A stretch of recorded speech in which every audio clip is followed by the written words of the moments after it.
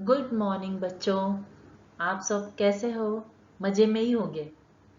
तो आज हम करेंगे बारिश कौन, इसका स्वाध्याय दूसरा। अर्थात इसके पहले वाले मैंने कक्षाओं में मैंने इसका स्वाध्याय करवा दिया था। अब उसका जो बचा हुआ हिस्सा है आपको अपनी नोटबुक में सुंदर अक्षरों में उन स्वाध्यायों को लिखना है और कृति के साथ में आपको लिखना है। कृति करना बहुत जरूरी है।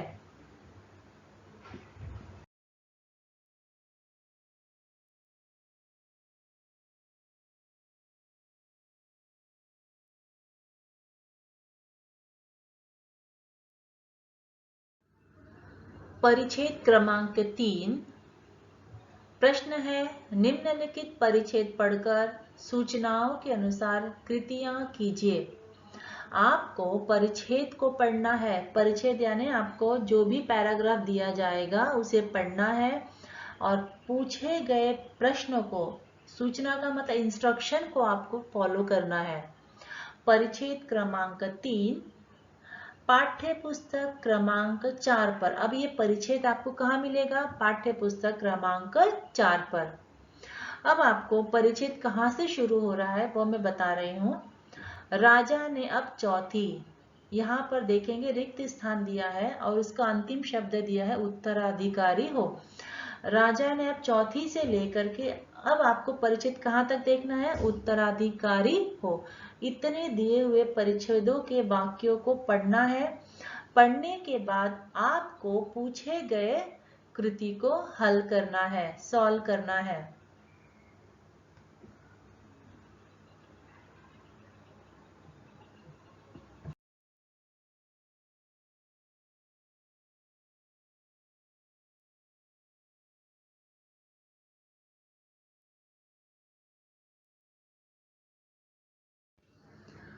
कृति 1 आकलन कृति। उचित घटनाक्रम लगाकर वाक्य फिर से लिखिए। घटनाक्रम यानी घटनाओं को क्रम यानी ऑर्डर में आपको लिखना है। यहाँ पर 4 वाक्य दिए हैं। उन चारों वाक्यों को उनके घटना के अनुसार यानी पहली घटना कौन सी घटी है उसे पहले लिखेंगे, उसके बाद दूसरी घटना, तीसरी घटना, फिर चौथी घटना। पहला वाक्य दिया है, रथ एक बड़े से हरे भरे खेत के सामने आकर रुक गया। दूसरा वाक्य है, राजा ने हैरानी से राजकुमारी की ओर देखा। तीसरा वाक्य है, सभी के उत्तर से राजा को बड़ी हैरानी हुई। अब चौथा वाक्य है, राजा ने उसे गले लगा लिया। इन चारों वाक्यों में जो सबसे पहला वाक्य होगा उसे यहाँ पर देखो बच्चों मैंने दिया है उत्तर 1, 2, 3, 4।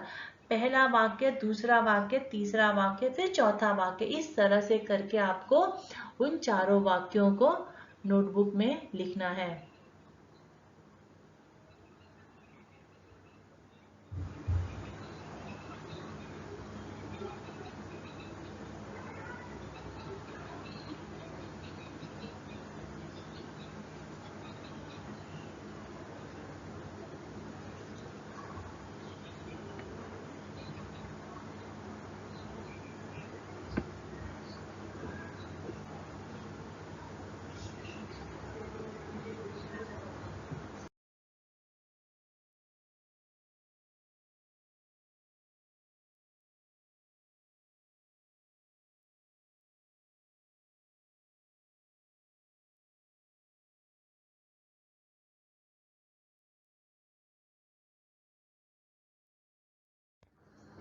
आकलन कृति 2 सही विकल्प चुनकर वाक्य लिखिए। यहाँ पर विकल्प का अर्थ होता है ऑप्शंस। आपको ब्रैकेट में 3 ऑप्शंस दिए रहेंगे। उन तीनों में से आपको सही ऑप्शन चुन करके फिलिंग द ब्लैंक्स में भरना है। पहला वाक्य है, सो में उन्हें रिक्त स्थान खा गई। अब देखेंगे यहाँ पर 3 ऑप्शन दिए, भिगोकर, भुनवाकर और पकाकर। जो सही उत्तर होगा उसे आपको रिक्त स्थान में लिखना है। दूसरा है, तुम तो मेरे राज्य की सच्ची रिक्त स्थान हो। रानी, युवरागी, उत्तराधिकारी। इन तीनों में से जो सही उत्तर होगा उसे चुन करके रिक्त स्थान में लिखना है और वाक्य को पुनः आपको हिंदी की नोटबुक में लिखना है। उसके बाद दूसरा देखेंगे, परिणाम लिखिए। प्रश्न पहला है, गेहूं के दानों को बोने का परिणाम, अर्थात गेहूं के दानों को जमीन में बोने के बाद क्या हुआ। आपको वह घटना को यहाँ पर लिखना है और यह परिणाम जो है आपको परिच्छेद में से ढूंढकर ही लिखना है। उसके बाद है, सभी के उत्तर सुनकर राजा पर हुआ परिणाम। चारों बहनों के उत्तरों को सुनकर के राजा पर क्या परिणाम हुआ, यह भी परिच्छेद से ढूंढकर ही लिखना है बच्चों। और आप ध्यान से लिखिएगा, स्पेलिंग मिस्टेक नहीं करना है।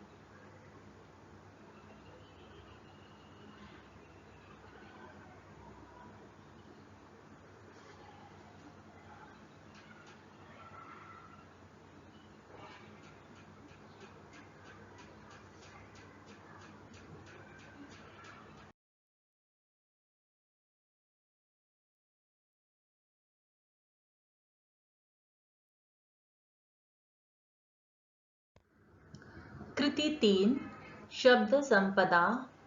निम्नलिखित शब्दों के वचन बदलकर लिखिए। आपको इसके पहले वचन सिखा दिया है, एक वचन और बहुवचन। अगर आपको एक वचन पूछा है तो आपको एक वचन में उत्तर देना है, अगर बहुवचन में पूछा है तो बहुवचन में देना है। पहला शब्द है फसल। फसल ये शब्द एक वचन है तो इसका बहुवचन क्या होगा, फसले। दूसरा शब्द है दाने, यह बहुवचन है तो इसका एक वचन क्या होगा, दाना। तीसरा है हवा, इसका उत्तर मैंने नहीं लिखा है तो हवा एक वचन है तो अनेक वचन क्या हो जाएगा, हवाएं। चौथा है बालियां, बहुवचन है तो इसका एक वचन क्या होगा, बाली। उसी प्रकार कृति 3 का शब्द संपदा देखना है। परिच्छेद में प्रयुक्त शब्द युग्म लिखिए। शब्द युग्म, जो शब्द योजक चिन्ह से जुड़ा हुआ होगा उसे हम कहते हैं युग्म शब्द। इस तरह के प्रश्न आपको परीक्षाओं में पूछे जाते हैं और इन शब्दों को आपको परिच्छेद में से ढूंढ कर लिखना है कि कौन से शब्द योजक चिन्ह से जुड़े हुए हों। जैसे मैंने 4 शब्द ढूंढ करके निकाला है, आपको उसे सेम एज इट इज लिखना है। पहला है किन किन, दूसरा है हरे हरे, तीसरा है लाखों लाख, चौथा है कहां कहां। आपको हिंदी की नोटबुक में इन्हें लिखना है। उत्तर मैंने लिख दिया है।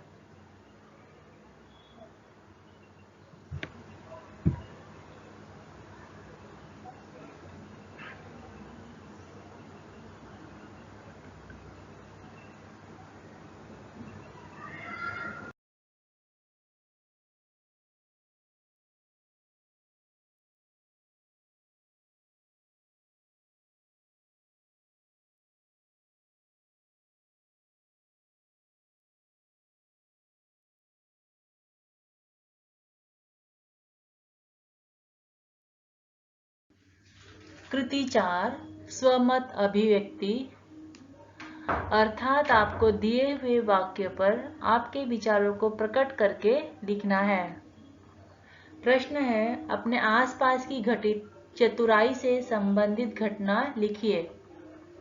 मतलब आपके आसपास जो भी घटना घटी है चतुराई वाली, उसे आपको लिखना है। उसके बाद एक कृति संपूर्ण पाठ पर आधारित है। आपको पूर्ण पाठ पढ़ने के बाद आपको अगली कृति अगले स्लाइड में मिल जाएगी।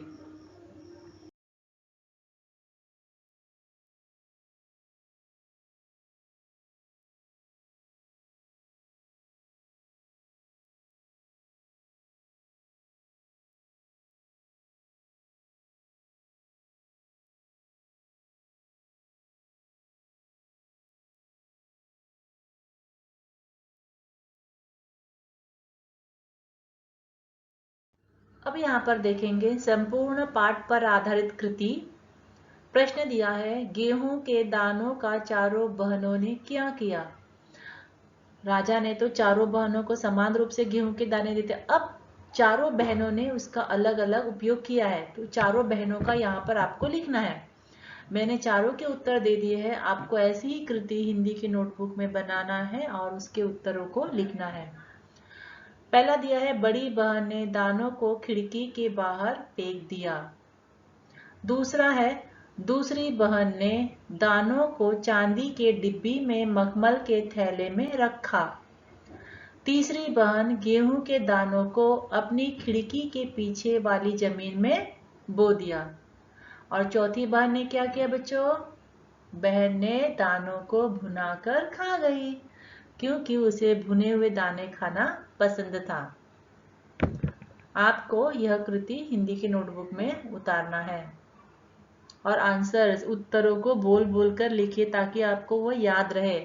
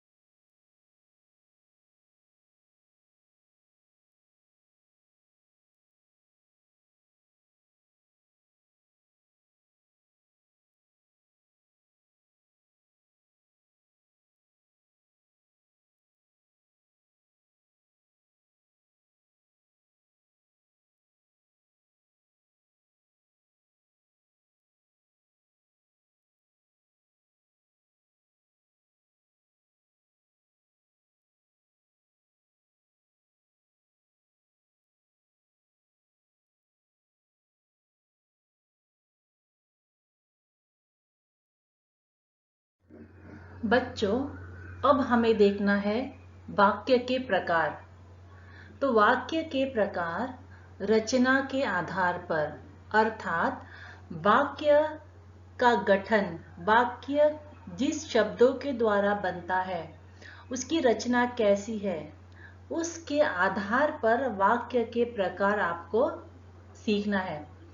तो यहाँ पर देखेंगे, वाक्य पहले किसे कहते हैं, सार्थक शब्दों का समूह जिससे अर्थ प्रकट होता है। मतलब शब्दों का वह समूह जिसके बनने से वाक्य बनता है और वह सार्थक होता है, कुछ अर्थ निकलता है उस वाक्य को पढ़ने के बाद, तो वह क्या कहलाता है, वाक्य।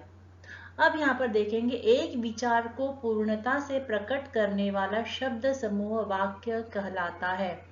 मतलब उस वाक्य को पढ़ने से हमें मैसेज मिलता है, भाव मिलता है कि वो वाक्य क्या कहा गया है उस वाक्य में, तो वह वाक्य कहलाता है। यहाँ पर उदाहरण दिए हैं। पहला है, श्याम दूध पी रहा है। इस वाक्य को पढ़ने से पता चलता है कि वह दूध पीने की क्रिया कर रहा है। उसी प्रकार दूसरा वाक्य है, यह कितना सुंदर उपवन है। उपवन का मतलब होता है बगीचा, तो ये कितना सुंदर उपवन है, मतलब इस वाक्य को पढ़ने से भी वाक्य का अर्थ प्रकट हो रहा है। उसी प्रकार तीसरा वाक्य है, ओह आज तो गर्मी के कारण प्राण निकले जा रहे हैं। इस वाक्य को पढ़ने के बाद भी वाक्य का अर्थ हमें मालूम पड़ रहा है कि वाक्य में क्या दिया गया है। तो हम क्या कहेंगे, वाक्य क्या कहलाते हैं, शब्दों का वह समूह जिससे सार्थक अर्थ प्रकट होता है, वाक्य कहलाता है। समझ में आ गया बच्चों, क्या है वाक्य का डेफिनेशन, परिभाषा क्या है वाक्य की, शब्दों का सार्थक समूह जिससे अर्थ प्रकट होता है, वाक्य कहलाता है। ध्यान से इसे समझना है तो ही आप वाक्य के प्रकार समझ पाओगे। अब अगले स्लाइड में हम देखेंगे वाक्य के कितने प्रकार है रचना के आधार पर।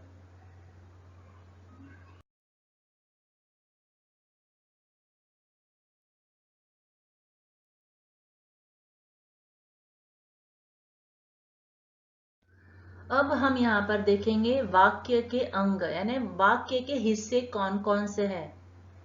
पहला है उद्देश्य, दूसरा है विधेय।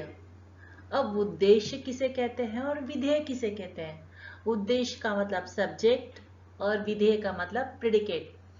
पहला दिया है उद्देश्य, जिसके बारे में कहा जाता है, यानी जिसके बारे में बात कही जाती है, जिसे हम कर्ता भी कहते हैं, यानी कार्य करने वाला व्यक्ति, उसे हम कहते हैं उद्देश्य। और दूसरा है विधेय, उसका क्या है, कर्ता के बारे में कुछ कहा जाता है, यानी जिसके बारे में जो बात कही जाती है वह कहलाता है विधेय। उदाहरण दिया है, पहला यहाँ पर है सीता विद्यालय जाती है। इसमें सीता क्या है, उद्देश्य, और विद्यालय जाती है क्या है बच्चों, विधेय। उसी प्रकार दूसरा वाक्य दिया है, गुरुजी कक्षा में पढ़ाते हैं। गुरुजी क्या हो जाएगा, उद्देश्य, कक्षा में पढ़ाते हैं क्या हो जाएगा, विधेय। इसे आपको हिंदी के नोटबुक में लिखना है।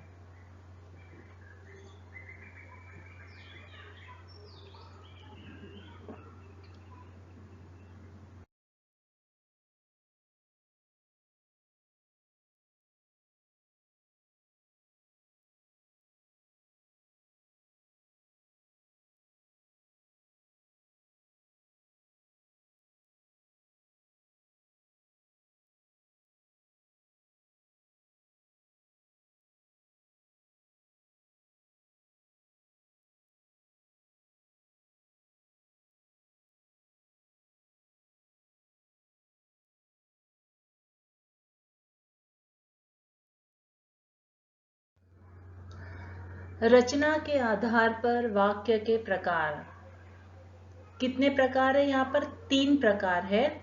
उसमें से पहला प्रकार यहाँ पर मैं बता रही हूं। पहला है सरल वाक्य। अब इसकी परिभाषा क्या है, जिस वाक्य में एक उद्देश्य, एक विधेय और एक क्रिया होती है उसे सरल या साधारण वाक्य कहते हैं। वाक्य में कोई भी उपवाक्य नहीं होता है। उद्देश्य और विधेय का अर्थ होता है सब्जेक्ट एंड प्रेडिकेट। क्रिया, क्रिया का मतलब एक्शन वर्ड, जिस वाक्य में एक ही एक्शन वर्ड होता है। जैसे उदाहरण दिया है, पहला है चौथी बहन तनिक बच्ची थी। अब यहाँ पर देखेंगे वाक्य में एक ही उद्देश्य है, एक ही विधेय है और एक ही क्रिया भी दी गई है। उसके बाद दूसरा है उसके पास ढेर सारा गेहूं तैयार हो गया। यह भी कौन सा वाक्य है बच्चों, सरल वाक्य, या हम जिसे साधारण वाक्य कहते हैं। उसी प्रकार तीसरा वाक्य है समय पर अंकुर फूटे। यह भी सरल वाक्य है, इसमें एक उद्देश्य, एक विधि दिया गया है। उसी प्रकार चौथा वाक्य, उसे गेहूं के भुने दाने बहुत पसंद थे। और यह भी कौन सा वाक्य है, सरल वाक्य है। इसी तरह से सरल वाक्य की परिभाषा और इसके उदाहरणों को आपको लिखना है हिंदी की नोटबुक में।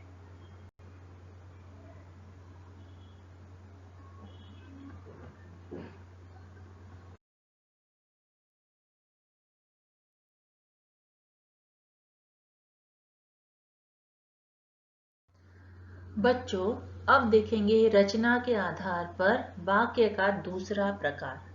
पहला प्रकार कौन सा था हमारा, सरल वाक्य, और दूसरा कौन सा है, संयुक्त वाक्य। इसकी परिभाषा देखेंगे, दो या दो से अधिक स्वतंत्र वाक्य योजक के माध्यम से जुड़े हुए होते हैं। योजक अर्थात जो समुच्चय बोधक अव्यय शब्दों से जुड़े हुए होते हैं। स्वतंत्र का मतलब है इंडिपेंडेंट। या दो से अधिक वाक्यों से मिलकर संयुक्त वाक्य बनता है। जिसमें दो से अधिक दो वाक्य होंगे वह हमारा संयुक्त वाक्य कहलाता है, लेकिन वह किससे जुड़े होने चाहिए, समुच्चय बोधक अव्यय से। अब यहाँ पर देखेंगे योजक शब्द कौन कौन से हैं। पहला है किंतु, परंतु, और, तथा, इसीलिए, अन्यथा, लेकिन, एवं, अथवा, फिर भी, पर। ये हमारे योजक शब्द है।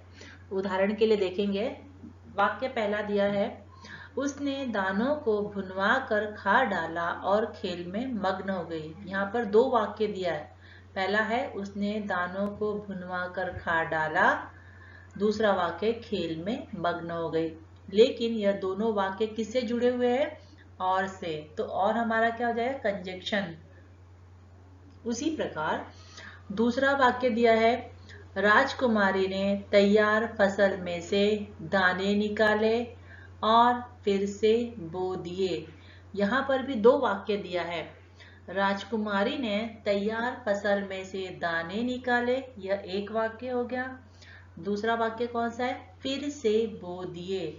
अब यह दोनों वाक्य किससे जुड़े हुए हैं? और से। उसके बाद बच्चों तीसरा वाक्य देखेंगे, मैं खेलने जा रहा हूँ क्योंकि आज छुट्टी है। यहाँ पर भी दो वाक्य है। मैं खेलने जा रहा हूँ एक वाक्य, दूसरा है आज छुट्टी है, यह दूसरा वाक्य है। ये दोनों स्वतंत्र वाक्य है, लेकिन ये जुड़े किससे हुए हैं? क्योंकि। इस क्योंकि शब्द से दोनों वाक्य जुड़े हुए हैं। इसीलिए तीनों उदाहरण किसके थे? संयुक्त वाक्य के थे।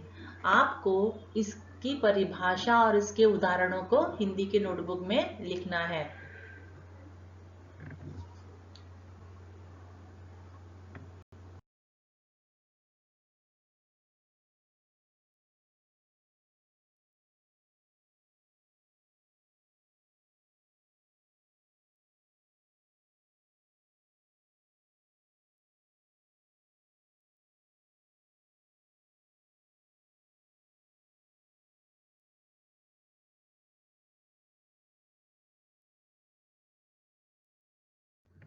अब हम देखेंगे वाक्य के प्रकार में तीसरा वाक्य का प्रकार कौन सा है? मिश्रित वाक्य।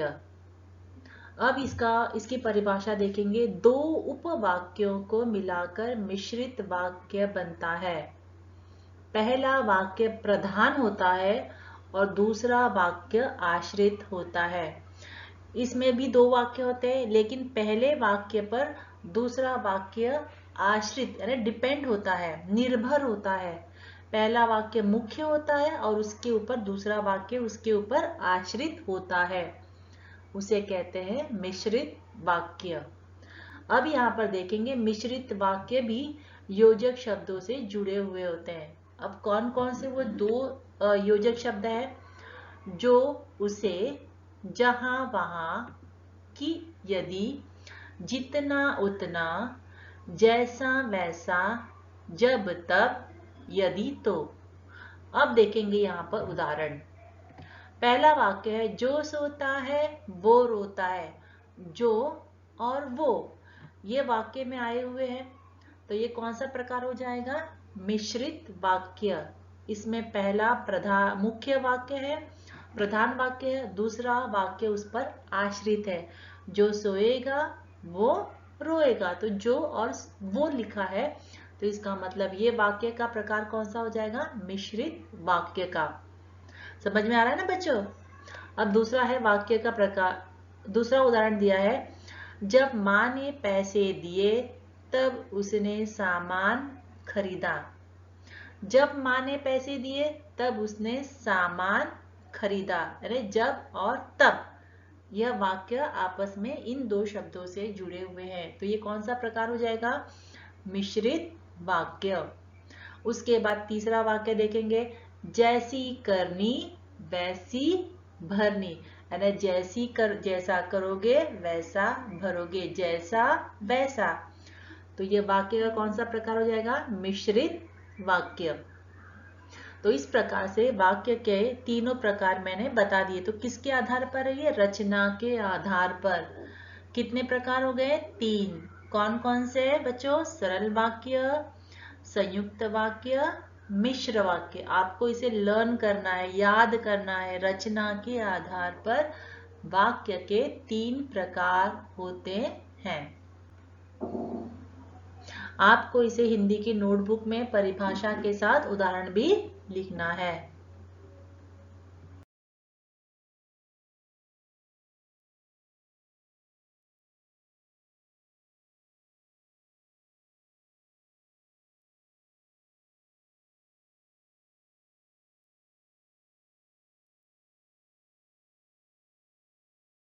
बच्चों, आज की कक्षा मैं यहीं पे समाप्त कर रही हूँ।